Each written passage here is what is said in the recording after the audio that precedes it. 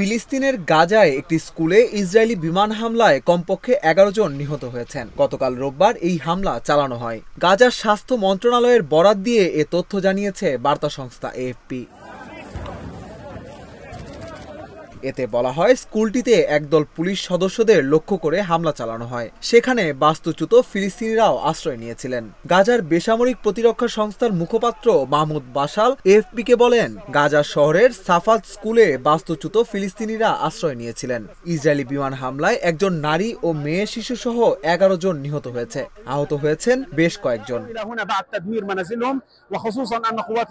নাম প্রকাশে অনিচ্ছুক গাজার একজন স্বাস্থ্য কর্মকর্তা জানান, স্কুলটি হামাসের পুলিশ ফাঁড়ি ছিল। ইসরায়েলি সেনাদের পক্ষ থেকে বলা হয়, সাফাত স্কুলে হামাস কমান্ডার সেন্টার লক্ষ্য করে বিমান হামলা চালানো হয়েছে।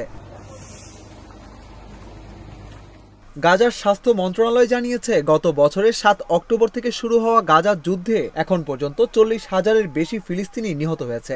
আহত হয়েছে ৯৮,০০০-এর বেশি মানুষ। জাতিসংঘ বলছে, গাজায় হতাহত ফিলিস্তিনিদের বেশিরভাগই নারী ও শিশু।